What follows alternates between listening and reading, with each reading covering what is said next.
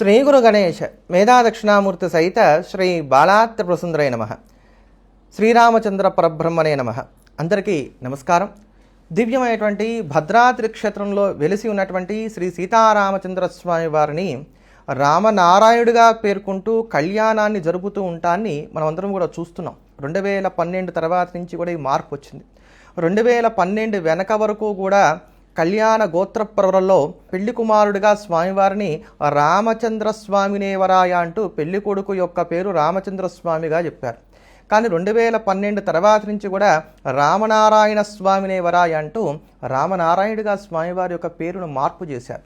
ఈ మార్పు చేసినటువంటి వారు చెప్తున్నటువంటి మాట ఏంటంటే గనక, పైనున్నటువంటి ఊర్ధ్వహస్తాలలో అక్కడ మూలవరులు ఎవరైతే ఉన్నారో భద్రాద్రి దివ్యక్షేత్రంలో ఆ మూలమూర్తి పైనున్నటువంటి ఊర్ధ్వహస్తాల్లో శంఖచక్రాలను ధరించి నారాయణుడిగా, కింద ఉన్నటువంటి ద్విబాహుల్లో కూడా శరము కార్ముకము ధనుర్బాణాలను ధరించినటువంటి వాడై రాముడిగా వెరసి రామనారాయణుడిగా ఉన్నాడు కనుక రామనారాయణ స్వామినేవరాయనే మేము కళ్యాణం చేస్తాము అనేటువంటి మాట వారు చెప్తున్నారు.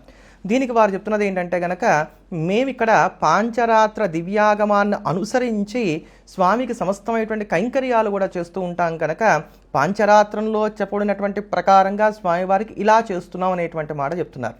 కానీ వాస్తవానికి మనం గమనించినట్లయితే కనుక ఇలా చెప్పేటువంటి వారందరూ కూడా ఆగమ ద్రోహం చేస్తున్నట్టే లెక్క, దైవద్రోహం ఎలాగో జరుగుతున్నట్టే లెక్క.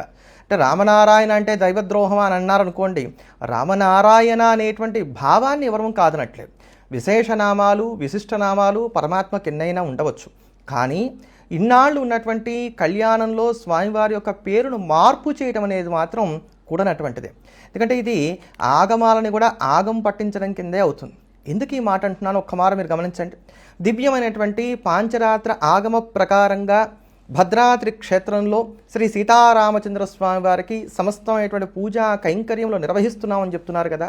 అటువంటి ఆ పాంచరాత్ర ఆగమంలోనే 4 భుజములు ఉన్నప్పటికీ కూడా ఆయన రాముడుగానే పేర్కొన్నారు. వాటిలో మచ్చుక్కి కొన్ని తెలియజేసేటువంటి ప్రయత్నం చేస్తాను. పాంచరాత్ర ఆగమంలో ఒకటైనటువంటి మార్కండేయ సంహితలోని 8వ అధ్యాయంలో ఉన్నటువంటి 44వ శ్లోకాన్ని గనక మనం పరికించినట్లయితే, శంఖ చక్రధరం శారంగ శరహస్తం చతుర్భుజం లక్షణం రాఘవస్యాధ కథయామి యథాకృతం అనేటువంటి మాట మనకు కనబడుతోంది. ఇక్కడ 4 భుజాలు ఉన్నాయి స్వామివారికి. ఈ 4 భుజాల్లో కూడా శంఖము చక్రము శరము ధనస్సు ఈ 4 కూడా ధరించి ఉండేటువంటి చతుర్భుజ రాముడి యొక్క ప్రతిమా లక్షణం ఇలా ఉంటుంది అనేటువంటి మాట మనకు కనబడుతోంది. పైగా లక్షణం రాఘవస్యాధ అంటూ చాలా చాలా స్పష్టంగా రఘుపుంగవుడైనటువంటి రామచంద్రమూర్తి చతుర్భుజములతో ఉన్నప్పుడు శంఖాన్ని చక్రాన్ని ధనస్సును అదే ప్రకారంగా బాణాన్ని ధరించి ఉంటారు అనేటువంటి మాట ఇందులో చాలా దివ్యంగా కనబడుతోంది. అంతేగాక పాంచరాత్రంలో ఉన్నటువంటి మరో మహత్తరమైనటువంటి సంహిత పాత్మ సంహిత. ఈ పాత్మ సంహితలో కూడా రామస్య రాఘవస్యాత లక్షణం వక్ష్యతే అధునా త్రిభంగం ద్విభుజం రమ్యం శ్యామవర్ణం కిరీటినం శ్రీవత్సాంకం ప్రసన్నాభం యద్వారామం చతుర్భుజం. 2 భుజాలతో ఉండేటువంటి రాముడి యొక్క ప్రతిమా లక్షణాన్ని చెప్పిన తర్వాత యద్వారామం చతుర్భుజం, చతుర్భుజములతో కూడా రామచంద్రమూర్తి యొక్క మూర్తి ఉండవచ్చు అంటూ దాని గురించి చెప్తూ, రుజస్థితం దక్షిణేన చరణే నేతరేనతు కుంచితే నాంగ్రిణాస్తోకం శరసారంగధనుద్ధరం అపరాభ్యాంచ హస్తాభ్యాం శంఖచక్రంచ ధారయేత్ అంటూ ఇక్కడ కూడా 4 భుజాలుగా రామచంద్రమూర్తి ఉన్నప్పుడు శంఖము చక్రము ధనస్సు అదే ప్రకారంగా బాణము వీటిని ధరించి ఉంటాడు అనేటువంటి మాట మనకి పాద్మ సంహితలో కనబడుతోంది. పాద్మ సంహితలో ఈ శ్లోకాలు 17వ అధ్యాయంలో చెప్పబడినటువంటివి. అక్కడ 65వ శ్లోకం నుంచి కూడా ఇవన్నీ కూడా మనకు కనబడతాయి. అలానే ఇంకా కన్వ సంహిత కనుక చూసుకున్నట్లయితే ఇది కూడా పాంచరాత్రంలో ఉన్నటువంటి మరో సంహిత.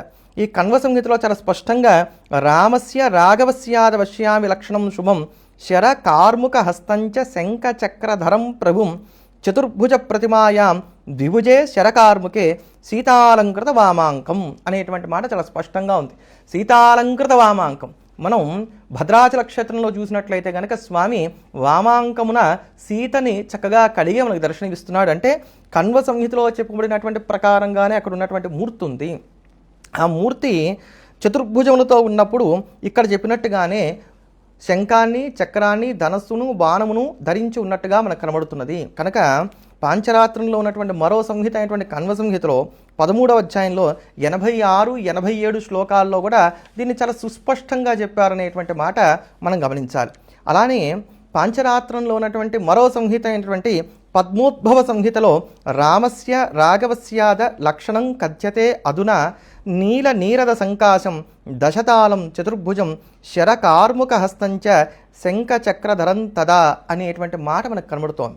ఇది పద్మోద్భవ సంహిత 13వ అధ్యాయంలో ఉన్నటువంటి 79, 80 శ్లోకాలు.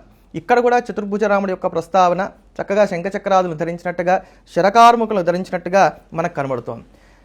ఇలానే పాంచరాత్రంలో ఉన్నటువంటి మరో సంహిత అయినటువంటి హయశీర్ష సంహిత కనుక మనం చూసుకున్నట్లయితే కనుక కుర్యా దాశరథిం రామం దశతాళం చతుర్భుజం శరకార్ముక హస్తంచ శంఖచక్రధరం ప్రభుం.